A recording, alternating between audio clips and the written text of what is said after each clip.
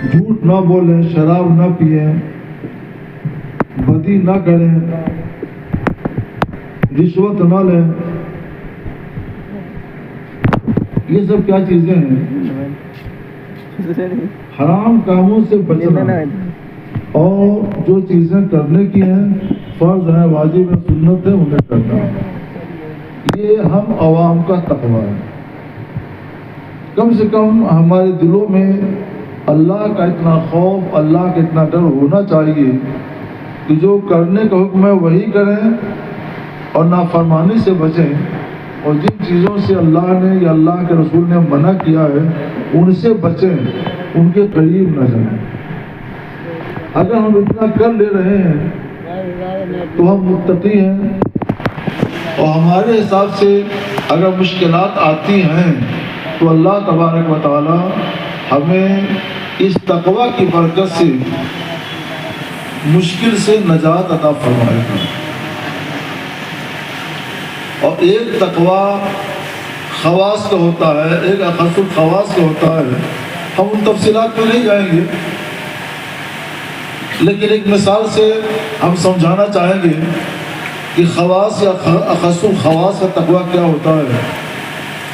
وہ لوگ گناہ سے بھی بچتے ہیں، اور جہاں گناہ کا شبہ ہوتا ہے، شائبہ ہوتا ہے، اس سے بھی بچتے ہیں. وہ فرض کو بھی ادا کرتے ہیں، واجب کو بھی ادا کرتے ہیں، اور سنت کو بھی ادا کرتے ہیں. اور سنت میں جہاں تک گنجائش ہو سکتی ہے اس گنجائش کی حد تک اس کو بچا لاتے ہیں. یہ بڑے لوگوں کا تقویٰ ہے. ایک مثال سنیں آپ، دارقطنی کی حدیث ہے. ایک صحابی رسول ہے حضرت جریر بن عبداللہ بجلی رضی اللہ تعالیٰ.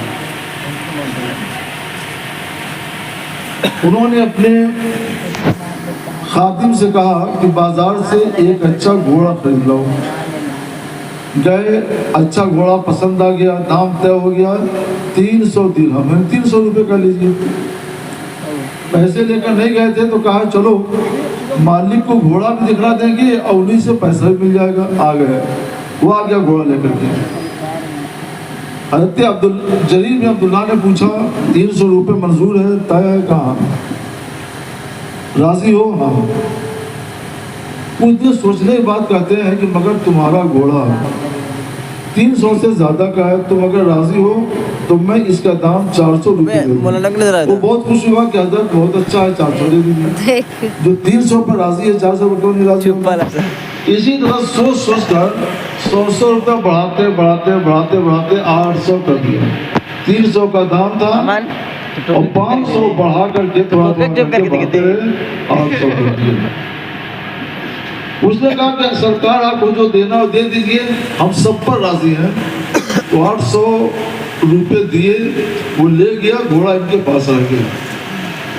یہ ایک عجیب و غریب منظر تھا جو دنیا اپنی آنکھوں سے مشاہدہ کر رہی تھی.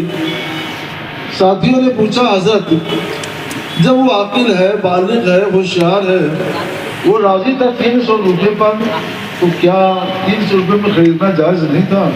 شریعت کے خلاف تھا؟ عرض فرمایا نہیں، جائز تھا، شریعت کے مطابق تھا. ہم آپ یہی کرتے ہیں، یہ ہمارا آپ کا تقویٰ ہے. ہم آپ یہی کرتے ہیں اور یہ ہمارا آپ کا تقویٰ ہے. انہوں نے فرمایا پھر آپ نے بڑھایا کیوں؟ اور بڑھایا تو 100 بڑھایا، پھر بڑھایا، پھر بڑھایا، پھر بڑھایا، 800 کر دیا. اس کی وجہ کیا ہے؟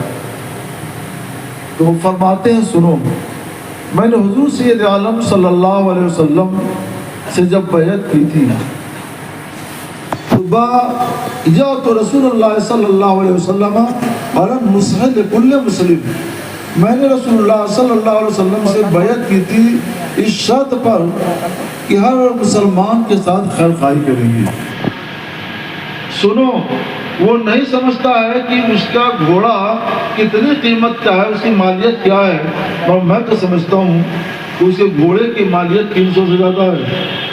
اگر میں 300 میں لے لیتا شریعت کے مطابق ہوتا، مگر میں نے مصطفیٰ جان رحمت صلی اللہ علیہ وسلم سے جو وعدہ کیا ہے، جس بات پر بیعت لی ہے، اس کے خلاف ہوتا.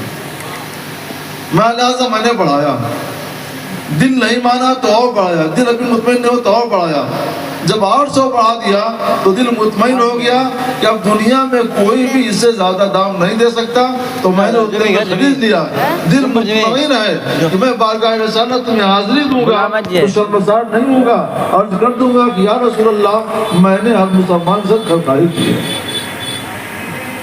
یہ بھی تقویٰ ہے،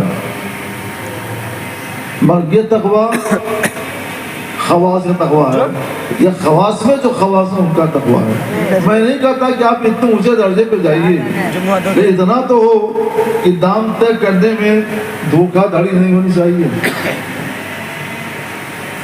وہ حضرات جن کا مقام اتنا اونچا ہے، اتنا بلند والا ہے، وہ اگر مشکل میں پھنس جاتے ہیں تو ان کی رہائی بھی تقویٰ سے ہی ہوتی ہے، ہم اگر مشکل میں پھنس جائیں تو ہماری رہائی بھی تقویٰ سے ہی ہوتی ہے۔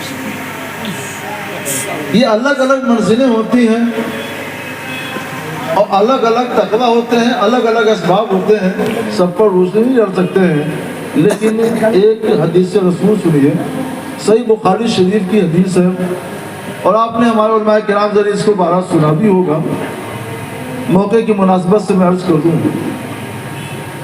3 آدمی کہیں، یہ پہلی امتوں کی بات ہے، امت محمدیہ سے پہلے کی جو امتیں گزری ہیں ان میں سے 3 آدمی سفر میں جا رہے تھے،